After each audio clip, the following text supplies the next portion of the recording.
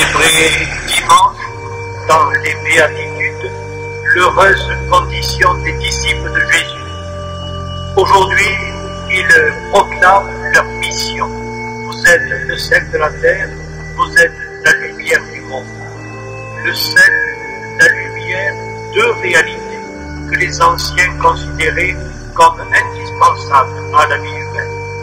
Nous avons peut-être oublié l'importance du sel et du geste qui soulignait cette importance.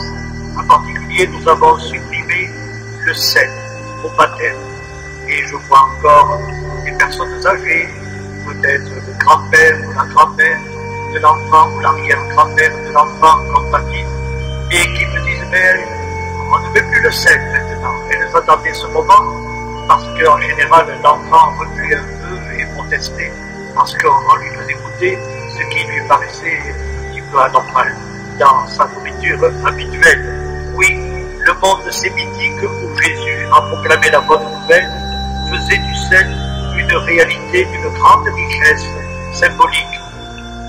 On l'utilise encore pour la préparation des repas, pour donner goût aux aliments, et dans certains pays, en particulier si vous descendez plus bas, dans quelques tentes de bédouins, on vous offrira comme rite d'hospitalité le pain et le sel.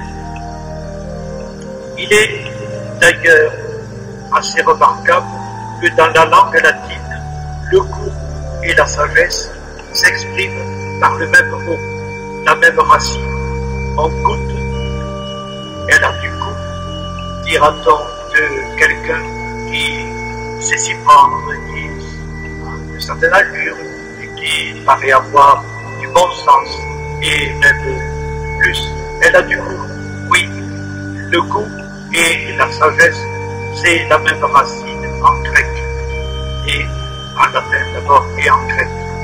Il est également utilisé le sel à une époque où l'on ne connaît pas encore le réfrigérateur pour la conservation des aliments. Il devient ainsi le symbole de la pérennité. On rentre dans les rites de l'alliance, c'est-à-dire dans une alliance de sel. L'expression se trouve encore dans la Bible. Faut-il encore que le sel ne s'affadisse pas? Une chose si importante est devenue proverbiale si le sel s'affadit. Que les disciples de Jésus s'affadissent, qu'ils perdent l'esprit des béatitudes, ils deviennent insignifiants pour l'homme. Voilà pour le sel. Et la lumière. Là, avec la lumière, nous rejoignons un des plus vieux thèmes de toute littérature, en particulier de la littérature biblique. La lumière et les ténèbres divisent l'univers des hommes, comme le jour et la nuit, la droite et la gauche, le haut et le bas, le bien et le mal. C'est un de ces couples antithétiques venus spontanément à la pensée des hommes pour distinguer et opposer et symboliser un choix. Dieu est lumière, et en lui pas de ténèbres. Voilà d'abord ce que nous dit la Bible, voilà la source. La lumière est l'attribut de Dieu. Qui peut être lumière après Dieu? Son Fils, Jésus, lumière du monde. Sa parole aussi. Ta parole, Seigneur, est une lampe devant mes pas, une lumière sur mon chemin, dira la Bible dans un psaume. Et nous tous, nous sommes la lumière du monde. Vous le voyez, il y a donc comme une suite, une cascade. Et nous sommes invités, disciples du Christ, à être lumière avec lui, après lui. On comprend que Matthieu, qui est l'évangéliste de la communauté, l'évangéliste de l'Église, le moins individualiste des évangélistes, insiste sur la continuité entre le disciple et le maître, sur ce prolongement du maître par le disciple. Vous avez entendu parler évidemment des solitaires de Qumran, ces gens qui s'étaient retirés auprès de la mer Morte. On a retrouvé il y a une cinquantaine d'années les documents qu'ils avaient, les parchemins qu'ils avaient pliés, enveloppés dans des chars pour fuir, pour cacher leurs trésors au moment de leur fuite. devant les Romains. Et les solitaires de Qumran, donc on a retrouvé les écrits et puis les traces de cette espèce de monastère qu'ils avaient bâti auprès de la mer Morte, utilisaient beaucoup ce vocabulaire et appelaient fils de lumière ceux qui, comme eux, soutenaient le bon combat de Dieu contre les fils des ténèbres, contre le mal.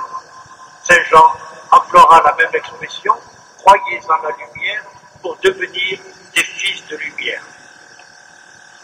Nous sommes très sensibles, nous, dans le Midi, à cette poésie de la lumière.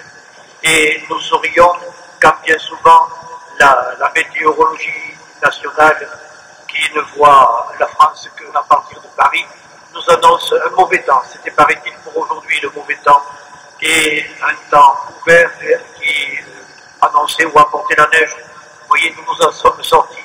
Nous sommes beaucoup plus sensibles à la poésie du soleil qu'à la poésie de la brume et au mystère de l'ombre. La nuit, chez nous, est encore en clarté, comme dira Racine, depuis Uzès aux gens du Nord, et nous avons des nuits plus belles que vos jours. Ô lumière, dira à son tour Camus, dans les ruines de Tipaza en Algérie. Ô lumière, c'est le cri de tous les personnages placés dans le drame antique devant leur destin. Ce recours dernier est aussi le nôtre, ajoute-t-il, un ciel jeune qui empêche de désespérer, car il y a seulement de la malchance de n'être pas aimé, mais il y a du malheur à ne pas aimer. Il faut garder intacte en soi une fraîcheur, une source de joie, aimer le jour qui échappe au néant, cette lumière conquise, en cette force de vivre. Le monde recommence tous les jours dans une lumière toujours neuve. Ô lumière, conclura-t-il, ô lumière, au milieu de l'hiver, j'apprenais qu'il y avait en moi un été invincible. La lumière, les ténèbres, mais de cette lumière divine, source de vie, symbole de vie, qu'avons-nous à dire pour en être les témoins? Car c'est cela qui compte, être les témoins de la lumière, être des fils de lumière dans la vie qui est la nôtre. La première lecture, tout à l'heure, nous donnait, et Saint Jean nous le redira, des perspectives pour que nous puissions dire que vraiment nous aimons Dieu. On l'aime, on ne le voit pas. Mais comment peut-on l'aimer si on n'aime pas son frère? Lui, on le voit, le frère. Cette première lecture, nous l'utiliserons tout à l'heure pour la prière des fidèles, la prière universelle. Cette première lecture nous a redit l'obligation fondamentale du chrétien, ces deux commandements qui n'en font qu'un, l'amour de Dieu et l'amour du prochain. Saint Césaire d'Arles écrivait: tu n'as rien comme richesse, donne-toi toi-même, donne ton cœur. Ce qui coûte encore moins cher qu'un verre d'eau, c'est le don du cœur, la bonne volonté. Ou plutôt, dit Saint Césaire en se reprenant avec le sourire, j'ai bien tort de dire que c'est la bonne volonté qui coûte le moins. En réalité, c'est ce qui coûte le plus, la bonne volonté, c'est ce qui est le plus difficile. Le thème de la lumière appelle aussi souvent dans l'écriture le thème de la lampe. La lampe, on ne la met pas sous le boisseau, on la met sur la table, sur le candélabre, pour qu'elle éclaire. Mais dans un curieux passage de l'évangile de Saint Marc, il est dit, la lampe, c'est l'œil. La lampe du corps, c'est l'œil, et si ton œil éclaire, ta maison sera lumineuse. Il semblerait, disons pour conclure, il semblerait que l'Évangile suspende tout ainsi à la capacité de regarder.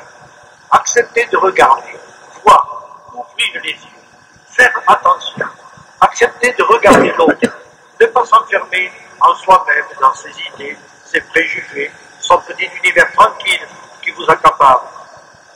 Accepter de regarder plus loin que le cercle étroit de ses relations et de son monde, accepter de regarder l'autre avec des yeux neufs, des yeux qui ne sont pas habitués.